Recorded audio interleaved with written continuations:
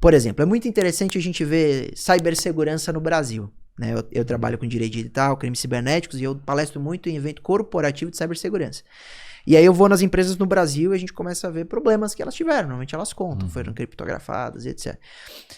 Você evoluir a cibersegurança numa empresa é um exercício de humildade. Por quê? Você pega as maiores empresas do mundo, Google, Apple, Microsoft, etc. Todas elas têm um programa chamado de Bug Bounty, que é todo mundo pode testar, tá ali autorizado, mundo, me teste. Se você encontrar alguma vulnerabilidade, me faça o report, né? Me mande, eu vou checar. Se ela for procedente, eu te remunero. Eles pagam para alguém encontrar falha no mundo inteiro. Então isso traz uma maturidade de cibersegurança absurda. Não é à toa que um brasileiro de 14 anos achou uma falha no Instagram que dava acesso à conta, dá para invadir conta pela falha que ele achou. Em vez dele usar para o mal, ele entregou para a plataforma e ganhou 120 mil reais. Caramba. Então a história é muito legal desse menino aí. Ele é Caraca. hacker ético e é muito bom. Mas você pensa, imagina pro time do Instagram, né, da Meta, fala, puxa, o moleque de 14 anos achou uma falha na nossa equipe, que é uma das melhores do mundo de cibersegurança. Quando a gente olha pro Brasil, se você abrir para um programa de bug bounty, no dia seguinte sua empresa tá no chão. Porque você não tem maturidade nem perto o suficiente dessas empresas quando elas abrem pro bug bounty. E no Brasil falta essa humildade. Por exemplo, quando a gente trabalha com equipe técnica e você encontra uma falha numa empresa, pode ser até pública, e ele vai entregar essa falha, o indivíduo acha que o hacker vai extorquilo, que não é uma troca. Sim. Ele já fica preocupado, fala, mas qual é o seu interesse e tal. Não, nosso interesse é mostrar a vulnerabilidade, né? Você vê, no dia seguinte, lembra que tava tendo a pandemia, teve o jogo Brasil-Argentina, um amistoso? Me lembro. Acho que 2 ou 3 jogadores da Argentina não tinham tomado a vacina, a Anvisa entrou, para o jogo, cancelaram o jogo. No dia seguinte, o site do Ministério da Saúde tava fora do ar. No dia seguinte, essa é a nossa vulnerabilidade de poder público. Então, falta muita humildade pro Brasil sentar e falar, puxa, isso aqui é muito importante, até porque o Brasil é um dos países que mais se importam, que mais interagem, que mais utilizam as redes sociais. Não é à toa que a gente até estraga as redes sociais, o Orkut é prova disso. Mas se a gente entender a nossa importância no mundo digital, e a gente de fato é importante, se você pegar exemplos práticos, a gente pega acho que uma brasileira, acho que é a ex-namorada do Felipe Neto, não é? Foi pro BBB de Portugal, e pela primeira vez o engajamento do BBB de Portugal explodiu. Eram os brasileiros torcendo por uma... Acho que não era a ex-namorada, acho que era uma brasileira, eu não lembro a história direito, mas os brasileiros mudando a história do BBB em Portugal. Você vê que a gente tem muito poder nas redes mesmo, né? Influência e tal. E a gente usa muito para pagamento, o Pix é uma grande prova. Só que a gente não tem segurança. O sistema bancário é muito seguro. É exemplo no mundo, né? Nosso sistema bancário. Nosso cartão de crédito é um dos mais seguros que existe. Agora, quando a gente vai para a parte em que a experiência do usuário, nós somos muito inocentes, né? Mas é legal saber que, tipo, o usuário que tá vendo isso aqui, que tomou algum prejuízo, então, ele pode procurar um advogado que ele consegue rever esse valor e esse prejuízo. Eu diria mais, ele deve procurar justiça. Como que se dá isso? Seja ele procurar o PROCON, porque se eu falar procura advogado, ele fala, lá vem o advogado vender serviço. A ideia não é essa. Às vezes ele nem gasta dinheiro. Procurar o PROCON. O PROCON é um serviço público gratuito, que faz muitas vezes essa mediação e encontra uma decisão justa, né, entre as partes. Outra coisa, tem muita gente que não tem dinheiro, pode ir na defensoria pública. Também pode ir no juizado especial civil, que a gente chama de pequenas causas. É gratuito também. Sim. Esses 3 exemplos, ele consegue procurar justiça, muitas vezes fazer justiça, sem o reclame aqui, né, site de reclamação. Então hoje, essa possibilidade de acesso à justiça, como falando macro, né, não só processo, é muito amplo. E aí, às vezes, chegar ao ponto de procurar um advogado, tudo bem. Mas eu acho que a gente tem uma tradição do deixa pra lá. Isso é ruim demais.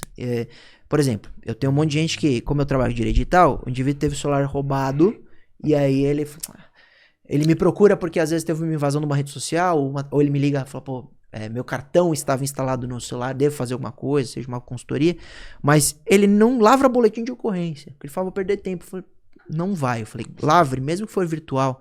Não contrate ninguém. Você vai na internet e lava, não gasta R$1. É o primeiro passo, né, cara? Você põe o e-mail do aparelho para identificação se amanhã ele é encontrado numa busca e apreensão. E você também cria relatório que serve para um aumento de policiamento em determinada região. Por exemplo, se eu chego hoje lá com um especialista em crimes cibernéticos, Eu vou ter um evento agora que eu vou palestrar no STF, no Supremo, e vou levar sobre os ataques aos tribunais.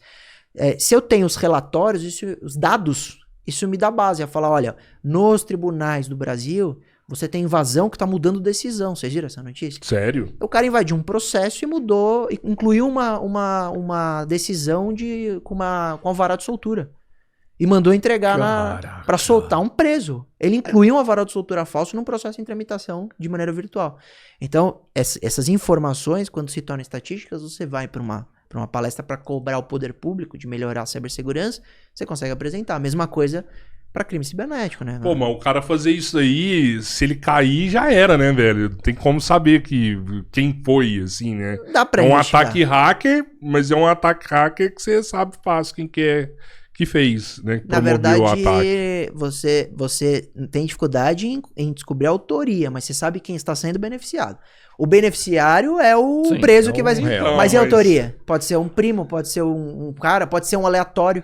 Mas você já tem esse cara, já começa, já tá a ponta do fio ali, né? Pra puxar. E se for um moleque, que é muito bom tecnicamente em invasão, que resolve aleatoriamente soltar alguém só pra testar, só pra brincar. É verdade. Ele não comete tem como provar. É improvável, fazer o né? link. Mas não pode concordo. Você tem linha. Afirmar. Até porque eu começaria a investigação por outro ponto, pelo acesso ao sistema. Pelo entendeu? acesso ao sistema? Tem registro de IP, tudo. Então você encontra, você localiza fisicamente esse autor. Vamos num extremo diferente, porque pode ser... Não é nunca. Você vai lá e planeja alguma coisa desse tipo, eu acho que a intenção realmente é assaltar o cara. Mas vamos perceber que poderia ser, e esse pode ser, sei lá, uma tese de defesa dele mesmo. Falar, mano, pode ser um cara que queria me ferrar mais ainda, e por isso ele fez isso, com a intenção de que vocês descobrissem e eu me ferrasse mais. Tá. Percebe? Tipo assim, não é isso. Mas isso é uma boa teoria para mostrar que ele, no final, seria o beneficiário. Mas se você não tiver um link entre a autoria e o beneficiário, você não pode punir esse cara, preso. Isso. Porque presume-se que é alguém conhecido, mas enquanto você não houver... Agora, vamos supor que você comece a investigação, quebra o IP, descubra quem alterou lá o processo, chama para uma oitiva, para um interrogatório, e ele fala, não. Ou você já, pela própria investigação, descobre que ele tem um link, ou descobre uma transferência bancária da família desse preso para esse autor. Você começa, pela investigação, a criar esses links. E aí você pune todo mundo que é corresponsável. Não é a primeira vez que atacam o STF, tem ataque hacker lá, né? O STJ, nosso Superior Tribunal de Justiça, foi criptografado no meio da pandemia, ficou 2 semanas fora do ar, a gente não conseguia impetrar habeas corpus, foi uma loucura.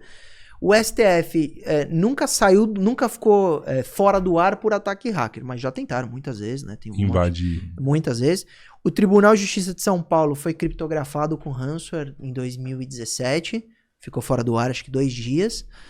Então, os tribunais, lógico que são objeto de atenção, e ainda mais hoje que a gente tem um baita debate sobre as decisões do Supremo, da Justiça, e muita insatisfação, né? Você vai ter alguns malucos que... por me expor, por falar na área, ou às vezes por me dar uma opinião de um projeto de lei, como um projeto polêmico que é o PL das fake news, eles tentam, por falar que eu sou especialista em crime cibernético, tentam invadir o site lá do escritório sem meu e-mail, pra mostrar que, você trabalha com crime cibernético, então a gente vai mostrar que a gente é melhor, sabe? Eu sofro direto tentativa de ataque